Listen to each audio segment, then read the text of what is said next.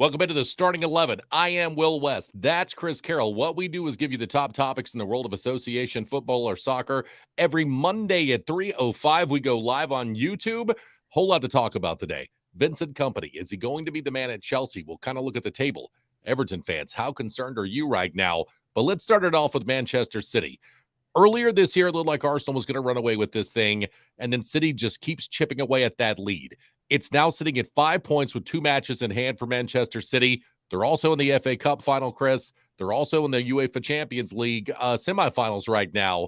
Do you think Pep and company finish it off and win the treble? I really think they could, Will. If you had to bet, if I was a betting man, I'd put money on them winning all three. However, the season that it's been this year, they could end up with none of those three. I mean, it really is. It could go either way, just that easily. The league, huge game coming up on Wednesday when they play Arsenal. If Arsenal win that one, then it looks different, the league picture.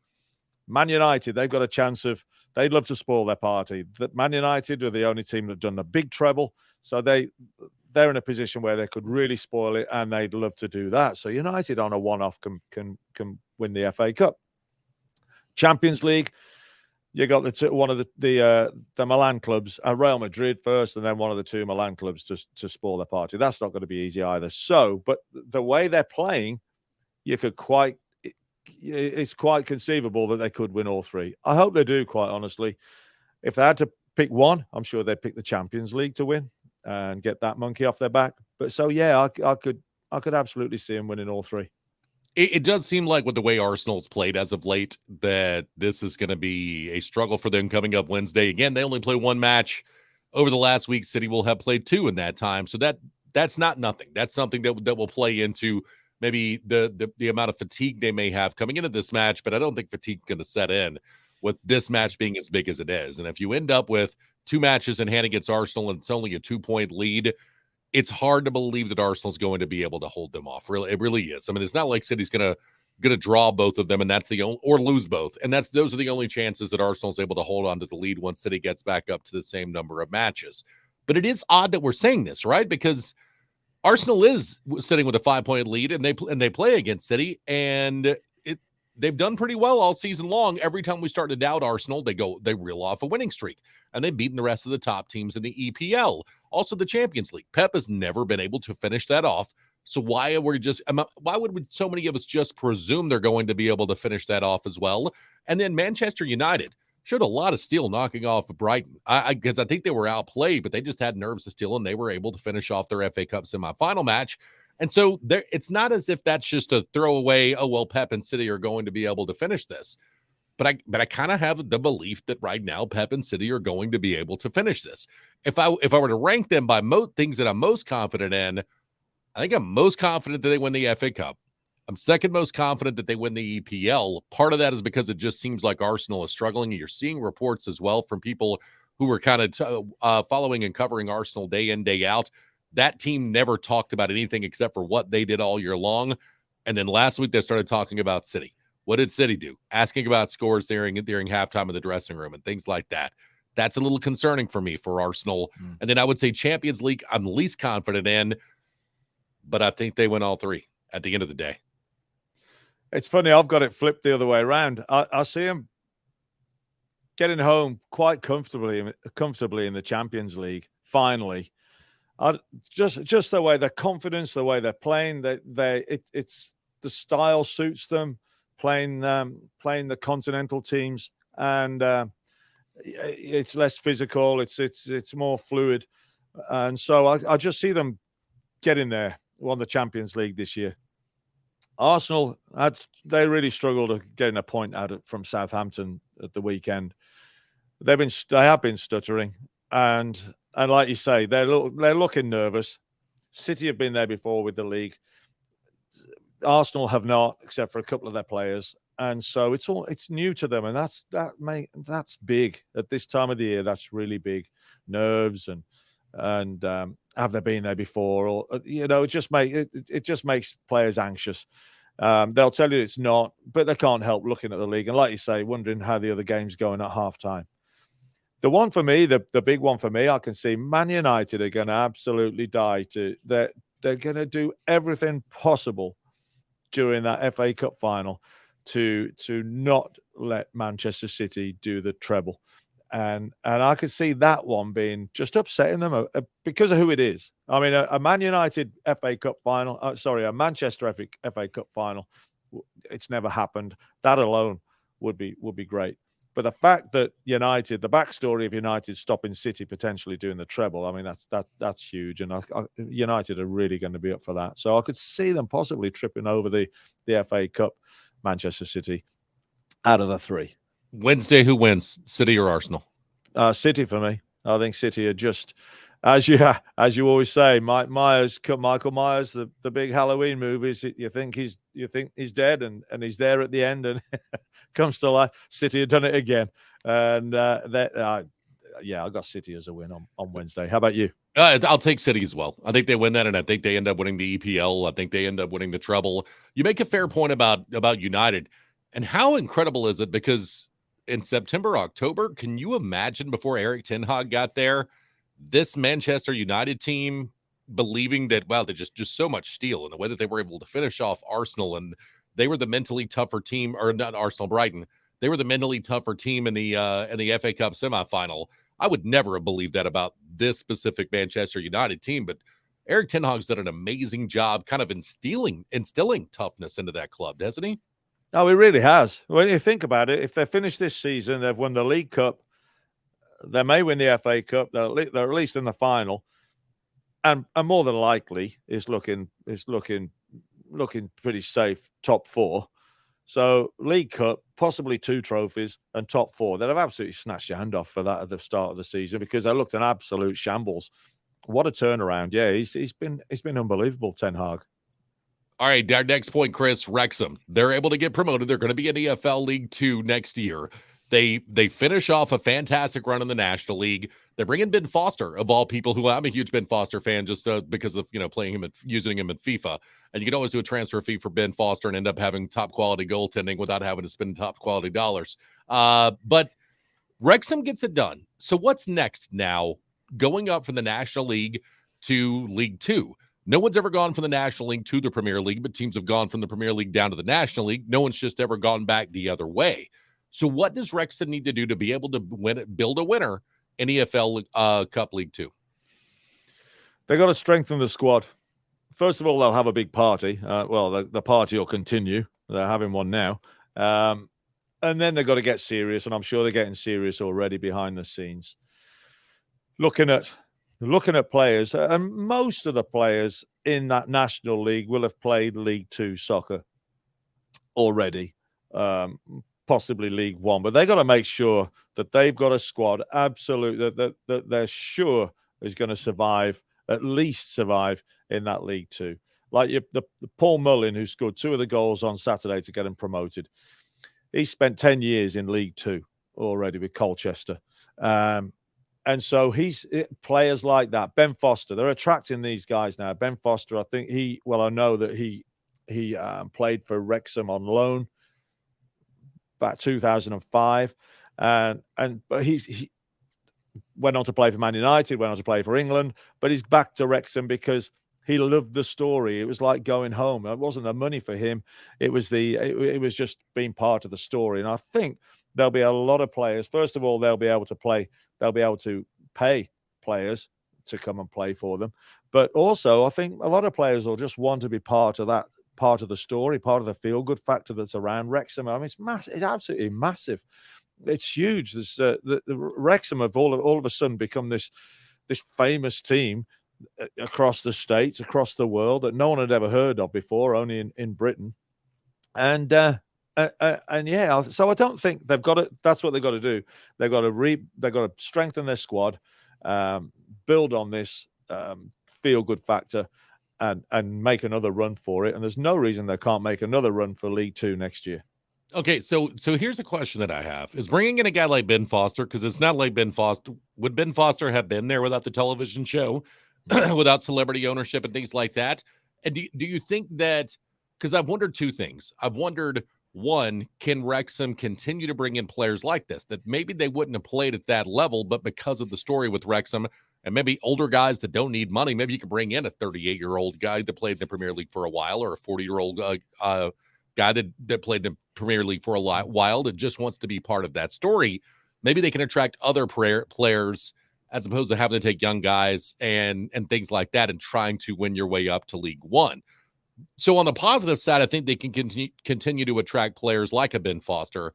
The other side, though, I wonder is, will clubs, because of all of the story with Wrexham, will clubs be less likely to send some of their players out on loan? Because we know people who own an EFL League Two team, and a lot of what they count on are guys that are on loan, and they can get them playing time and things like that. And then sometimes if you end up having the rug pulled out of you because a dude that was going to be on loan all year gets called back to the big club, you can be in trouble. I wonder what a big club or a championship club or a club in the EPL that may be sending one of their players down to League Two, would they avoid sending them to Wrexham because they don't want their player to be part of that kind of story? And then you call them back up in the middle of March when Wrexham's on a run and has an opportunity to be able to possibly get promoted to League One. No, I don't think so. I think clubs would be happy to loan their player to Wrexham, and I think here, for me, here's why. Because the one thing we haven't mentioned that's going to go against Wrexham is that every game they play, it's like the circus coming into town, and everybody in the league in two will want to in League Two will want to beat Wrexham. It'll be like their big game, their cup final, for if you like. Yeah, make no mistake about it. Everybody will want to beat Wrexham. These big shots with the Hollywood stars, it's just the way it is. It's worked for Wrexham, but it's going to work against them, and they've got to be really tough to combat that. So the pressure will be on Wrexham. So if you want to loan out one of your young lads to cope with pressure, Wrexham's a good place for them to go, because the pressure will be on them. They'll be playing under pressure every week. They'll be playing more than likely with Ben Foster and, as you say, outfield players, because more experienced outfield players will be coming along. Ben Foster will have his buddies. They all talk. They all say, "Hey, come and help us out."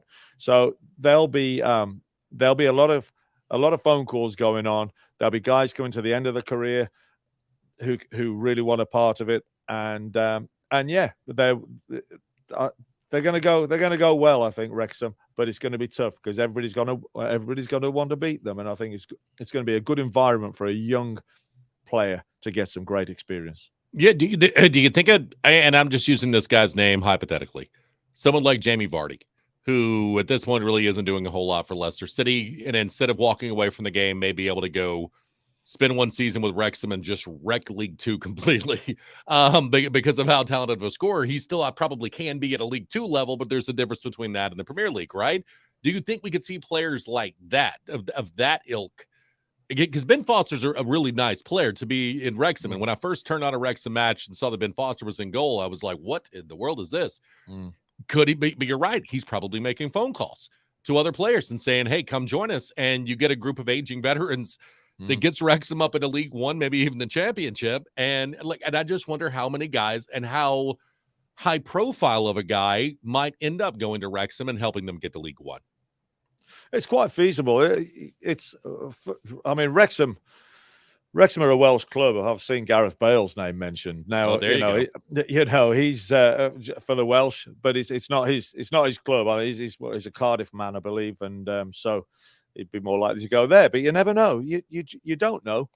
Vardy's not done just yet, I don't think. I know you're using him just as an example. He was still smart enough to get a penalty out of Wolves on last Saturday.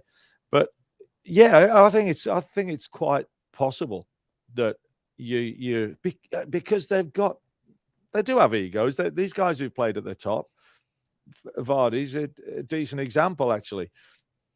He's got egos. If he's not setting the Premier League on fire, why wouldn't he? He might, if he's ready. What better place to go than Wrexham, where the cameras are going to be there, and he's with the Hollywood crowd and the stars coming over. Your Will Ferrell's coming over from the States every now and then. Paul Rudd was there this week, right? Right. Yeah. So who wouldn't want to rub shoulders with them? These guys with the who've been at the top, got an ego perhaps, and they do. Yeah. So I think it's the future is very bright for Wrexham. Is that unfair to the Stockports and the the Walsals and people like that of the world if Wrexham's able to just kind of bring in, I don't want to say ringers, but 38-year-olds that would have played at a far higher level if they felt like it, but they're there just because of the notoriety and the fame? Well, I'd say it's a free market, isn't it? So I think it's fair. All's fair, to be honest. Yeah, I think it's fair. You use what you got, you use what you can, and if you can attract those players for whatever reason, then yeah, all well and good. All right, Chelsea coaching search. This has been really weird. Their manager search right now, hasn't it? We saw that Nagelman decided to remove his name from consideration on his own. We've seen others that have. It's been reported that Chelsea said thanks but no thanks for people who threw their name in the hat, and now it looks like Vincent Kompany, Burnley is the top name on that list. Now, the company said just yesterday, I've not had any contact whatsoever with Chelsea. Do you think this is supporters and media members putting two and two together? Or do you think intermediaries on Kompany's behalf have already spoken to Chelsea?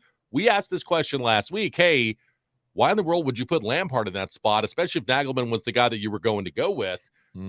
Could they be waiting on someone like Vincent Kompany? And now it looks like that they may be. One, are you buying Vincent Kompany to Chelsea, Chris? Two, what are your thoughts on that fit?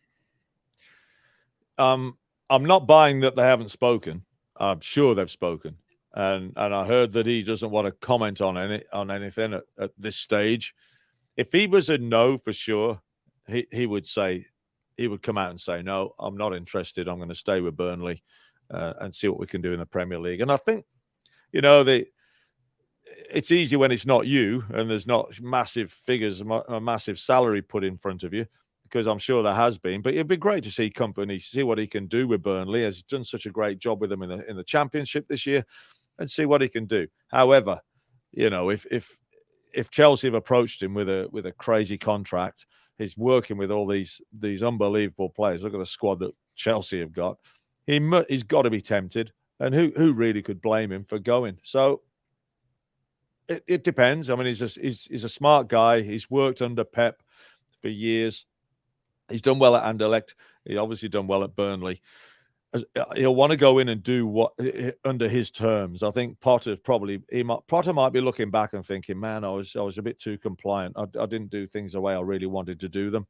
And I can't see Kompany making that same mistake. But can I see it happening? Yes.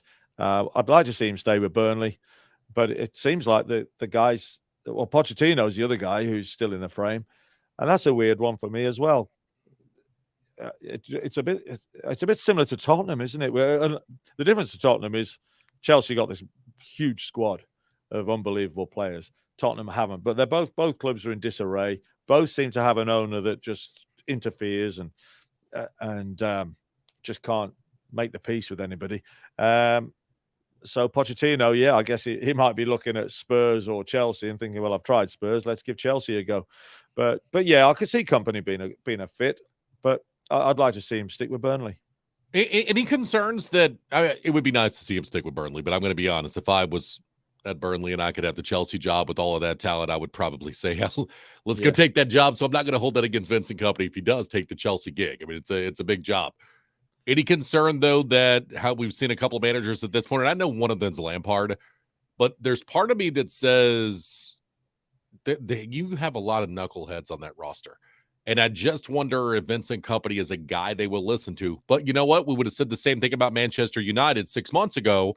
And now you look at Eric Ten Hag and the way that he's able to turn them around.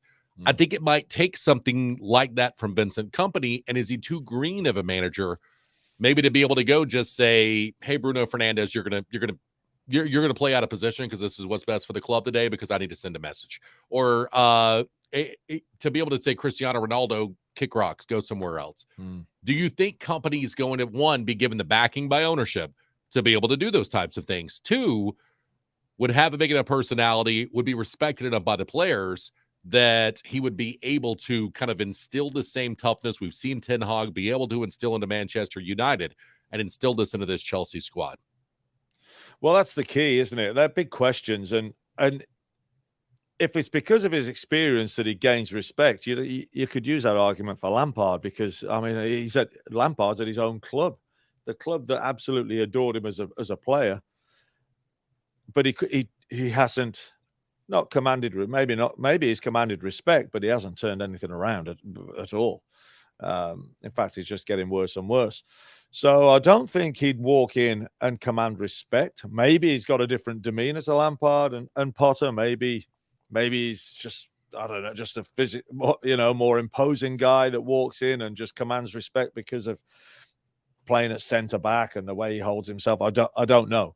But he could. I think it's a concern for him to go in there at this stage where Lampard has failed, quite obviously. Potter has failed, and Potter had a great reputation. Potter he was building his career nicely in Norway and at Brighton, and it all went pear-shaped for him for whatever reason. And like I say, he might be thinking, "Oh, I wish I'd done things differently, or I wish I hadn't gone to Chelsea so soon." But yeah, it's a hard one to turn down. But quite honestly, who knows? And who knows how much interference we've got the owner going in the changing room and telling the players that they're not working hard enough. Then, yeah, the owner can do what he wants. But what's the smart thing to do? Well, in my opinion, that wasn't the smartest thing to do there. If you want to get the best out of your players, so if he's going to do that, while Kompany's manager, then that's not going to go down well. It's not going to help Kompany, So he's got a thing or two to think about before he makes that decision. Last thing on this topic, is there a little bit of a stigma with the Chelsea job in your opinion right now? Because look with Spurs, look at this point, if you expect that you're not going to have Levy interfering and Levy's going to spend money along with the rest of the top clubs in London, it's not going to happen, right? So there's no reason to believe that it's going to happen. You should know better, and you're taking that job, buyer beware. Is there that with Chelsea right now? They spend like crazy. A lot of people have made the argument that the roster is bloated. What are your thoughts on the Chelsea job? And if you're someone like Vincent Kompany, do you say, maybe I'll wait and see? Let's see what happens if Klopp ever decides to leave Liverpool in the next couple of years. Or let's see. Do you think about it that way and say, I'm going to turn down an opportunity like, especially this Chelsea squad with all that talent on it? It sounds crazy, doesn't it? But I could see people being really concerned about it because it just seems a circus at the moment. It seems mad. All those players, and they're all over the place. They just can't put anything together at the moment. So I can see managers, especially young ones, young coaches, being really wary. Your Contes, Pochettino, perhaps less so because PSG and he's done Spurs and he's been around the block a bit. Where Conte, it doesn't really matter; they'll survive. But young managers they may not get another good opportunity, and they're certainly not as good. But I would be very, very careful because it just seems like a bit of a no-win job.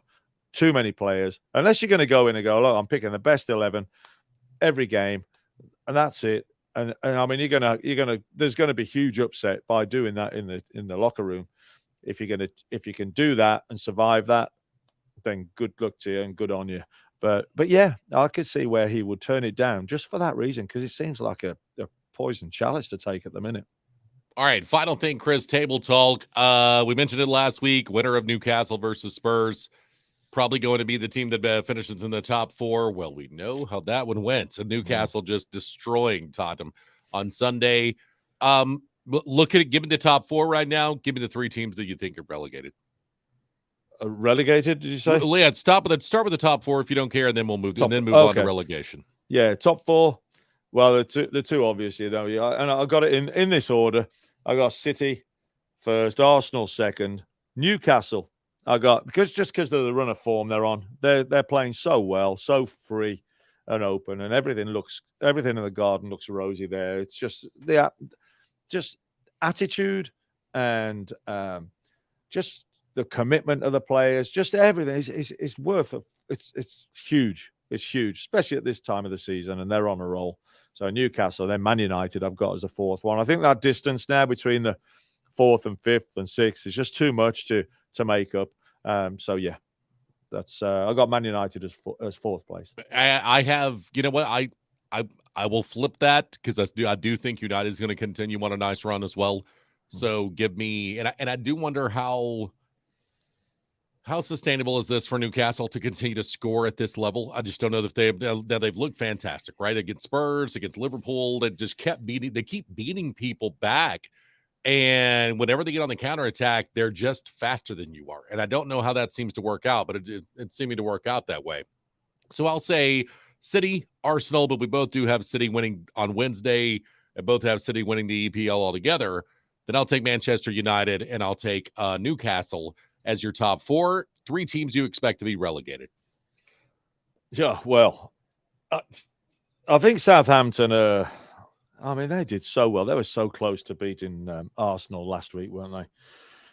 But I can't see him. There's always a team that's just does so well and so close, and I think it's their time this year. I just think on 24 points, it's perhaps just a few too many to make up. They're 4 points clear of 4 points to make up to be safe, and goal difference as well, which doesn't look great. So I got Southampton at the bottom. Forest just seem to be floundering, although they're putting a fight as well. 3-2 loss against Liverpool. That could have gone either way as well. So Forest, a good scrap, but just running out of steam, I believe. And then the third one, it's sort of one of 3 teams. Leicester are putting a bit of a run together. They've won one. They beat Wolves, which is no great shakes, but it's got them out the bottom 3. And Leeds are just plummeting as well. Leeds, I've got it between Leeds and Everton, and I think, they look like they're out of it at the moment, but I think the third one would be Leeds. I'll take the first 2 you said. I think it ends up being Southampton. I think it ends up being Forest. But give me Leicester City to still get there. I know that they got themselves safe with that, at least for right now, if the season were to end today. They got themselves safe by beating Wolves, but I think that's a fluke, honestly. The problem with Leicester is build new stadium. They didn't bring in players because of it. Maybe they got a little older and a little slower because they couldn't bring in players because of financial fair play. Not building a new stadium, but the upgrades to the stadium that they made. And I just don't think there's enough talent there. Part of it is just how jarring it is at times watching how much slower the midfield is for Leicester City than their opponents. And so they can eke out a win here or there. But at some point in time, I look at Everton and I think those players are good enough to play at this level.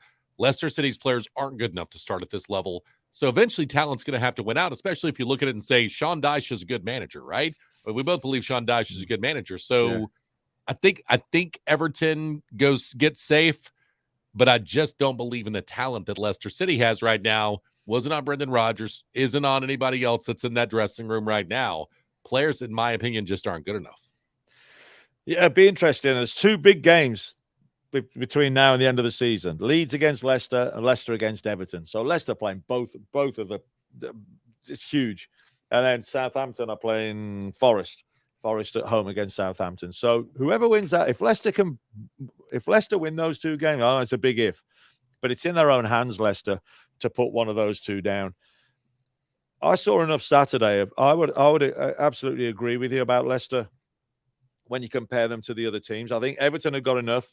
I think Leicester, they look like a reformed team in the second half against Wolves. They really did. The energy they showed and the atmosphere in the ground was unbelievable.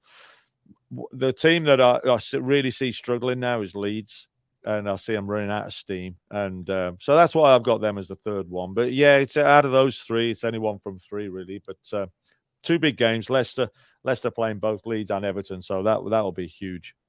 If you want to see more of this content, subscribe. We'll give you more football content. Again, every Monday at 3:05, we go live on the YouTube. And also, remember, you'll be able to podcast the show very shortly as well. Chris, fantastic job today, sir. Cheers, Will. You too, mate. Always good chatting with you. And we'll be back on next Monday. This is the Starting 11.